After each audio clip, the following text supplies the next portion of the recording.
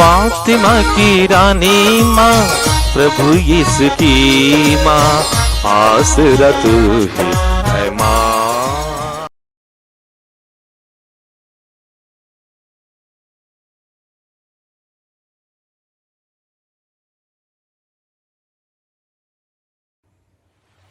पहला पाठ निर्गमन ग्रंथ अध्याय 11 पद संख्याएं 10 से अध्याय 12 का 14 तक। मूसा और हारून ने फिरौन के सामने बहुत से चमत्कार दिखाए। प्रभु ने फिरौन का हृदय कठोर बना दिया था। उसने इस्राएलियों को अपने देश से जाने की आज्ञा नहीं दी। प्रभु ने मिस्र देश में मूसा और हारून से कहा, यह तुम्हारे लिए आदिमास होगा। तुम उसे वर्ष का पहला महीना मान लो। इस्राएल के सारे समुदाय को यह आदेश दो, इस महीने के 10वें दिन हर एक परिवार एक एक मेमना तैयार रखेगा। यदि मेमना खाने के लिए किसी परिवार में कम लोग हो तो जरूरत के अनुसार पास वाले घर से लोगों को बुलाओ। खाने वालों की संख्या निश्चित करने में हर एक की खाने की रुचि का ध्यान रखो। उस मेमने में कोई दोष ना हो, वह नर हो और 1 साल का, वह भेड़ा हो अथवा बकरा। महीने के 10वें दिन तक उसे रख लो। शाम को सब इस्राएली उसका वध करेगा। जिन घरों में मेमना खाया जाएगा, दरवाजों की चौखट पर उसका लोहू पोत दिया जाए। उसी रात को बेखमीर रोटी और कड़वे साग के साथ मेमने का भुना हुआ मांस खाया जाएगा। इसमें से कच्चा या उबाला हुआ कुछ मत खाओ, बल्कि सिर, पैरों और अतड़ियों के साथ पूरे को आग में भूनकर खाओ। अगले दिन के लिए कुछ भी नहीं रखा जाएगा। जो कुछ बच गया हो उसे भोर के पहले ही जला दोगे। तुम लोग चप्पल पहनकर, कमर कसकर तथा हाथ में डंडा लिए खाओगे। तुम जल्दी जल्दी खाओगे, क्योंकि यह प्रभु का पास्का है। उसी रात मैं प्रभु मिस्र देश का परिभ्रमण करूंगा। मिस्र देश में मनुष्यों और जानवरों के सभी पहलौठे बच्चों को मार डालूंगा और मिस्र के सभी देवताओं को भी दंड दूंगा। तुम लोहू पोत कर दिखा दोगे कि तुम किन घरों में रहते हो। वह लोहू देखकर मैं तुम लोगों को छोड़ दूंगा। इस तरह जब मैं मिस्र देश को दंड दूंगा, तुम विपत्ति से बच जाओगे। तुम उस दिन का स्मरण रखोगे और उसे प्रभु के आदर में पर्व के रूप में मनाओगे। तुम उसे सभी पीढ़ियों के लिए अनंत काल तक पर्व घोषित करोगे। प्रभु की वाणी। ईश्वर को धन्यवाद। वचन अनुवाक्य। मैं प्रभु का नाम लेते हुए धन्यवाद का बलिदान चढ़ाऊंगा। मैं प्रभु का नाम लेते हुए धन्यवाद का बलिदान चढ़ाऊंगा। प्रभु के सब उपकारों के लिए मैं क्या दे सकता हूँ? मैं मुक्ति का प्याला उठाकर प्रभु का नाम लूंगा। अनुवाक्या। मैं प्रभु का नाम लेते हुए धन्यवाद का बलिदान चढ़ाऊंगा। मैं प्रभु का नाम लेते हुए धन्यवाद का बलिदान चढ़ाऊंगा।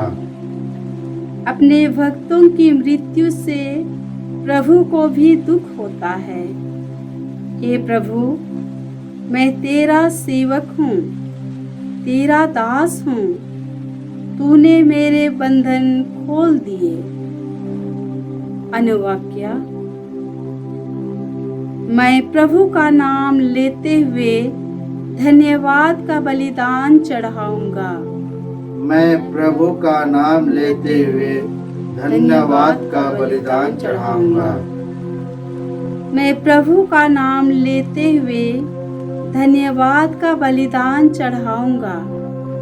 प्रभु की सारी प्रजा के सामने प्रभु के लिए अपनी मन्नतें पूरी करूंगा। अनुवाक्या। मैं प्रभु का नाम लेते हुए धन्यवाद का बलिदान चढ़ाऊंगा। मैं प्रभु का नाम लेते हुए धन्यवाद का बलिदान चढ़ाऊंगा। जय घोष।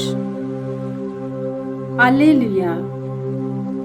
प्रभु कहते हैं, मेरी भेड़ें मेरी आवाज पहचानती है, मैं उन्हें जानता हूँ और वे मेरा अनुसरण करती है। हालेलुया। प्रभु आप लोगों के साथ हो और आपकी आत्मा के साथ। संसम्मति के अनुसार प्रभु यीशु ख्रिस्त का पवित्र सुसमाचार। हे प्रभु तेरी महिमा हो।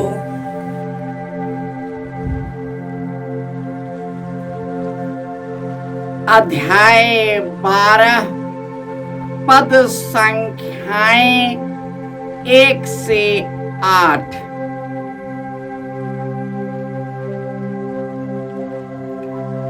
यीशु किसी विश्राम के दिन गेहूं के खेतों से होकर जा रहे थे। उनके शिष्यों को बहुत भूख लगी और वे बाले तोड़ तोड़ कर खाने लगे। यह देखकर फरीसियों ने यीशु से कहा, देखिए, जो काम विश्राम के दिन मना है, आपके शिष्य वही कर रहे हैं। यीशु ने उनसे कहा, क्या तुम लोगों ने यह नहीं पढ़ा कि जब दाऊद और उसके साथियों को भूख लगी तो दाऊद ने क्या किया था? उसने इस मंदिर में जाकर भेंट के रोटियों को खाया। याजकों को छोड़ न तो उससे उन्हें खाने की आज्ञा थी और न उसके साथियों को। अथवा क्या तुम लोगों ने संहिता में यह नहीं पढ़ा कि याजक विश्राम के दिन का नियम तोड़ते तो हैं, पर दोषी नहीं होते। अब मैं तुमसे कहता हूं, यहाँ वह है जो मंदिर से भी महान है। मैं बलिदान नहीं बल्कि दया चाहता हूं। इसका अर्थ यदि तुम लोगों ने समझ लिया होता तो निर्दोषों को दोषी नहीं ठहराया होता, क्योंकि मानव पुत्र विश्राम के दिन का स्वामी है।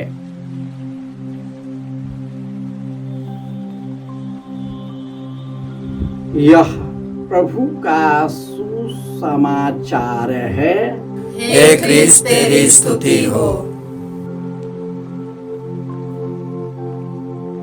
ख्रिस्त में प्यारे भाइयों और बहनों, प्रभु यीशु कहते हैं, मेरी भेड़ें मेरी आवाज पहचानती है, मैं उन्हें जानता हूँ और वे मेरा अनुकरण करती है। मूसा और हारून ने फराउन और मिस्र के लोगों के सामने कई चमत्कार किया, परंतु फराउन का हृदय कठोर हो गया था। वह उस पर न विश्वास करता था, न ईश्वर की महिमा को ही वह स्वीकार करता था।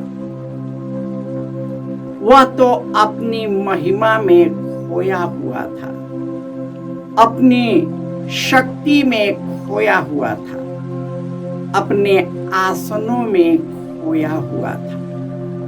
यही कारण है फराउन और उसके देश के लोग बिखेर दिए गए। अब उन्हीं इस्राएलियों के वंशज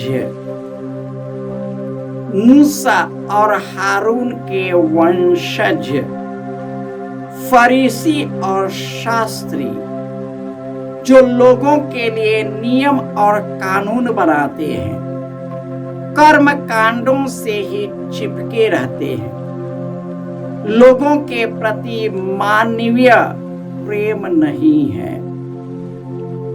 मानवीय संवेदना नहीं है, लोगों के प्रति न उदार है, न उनका हृदय उनके प्रति घर कर जाती है।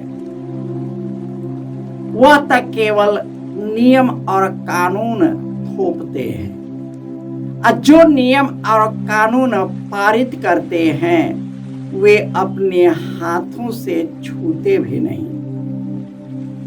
वे लोगों पर नियम और कानून ठोकते थे, परंतु खुद उसका पालन नहीं करते थे।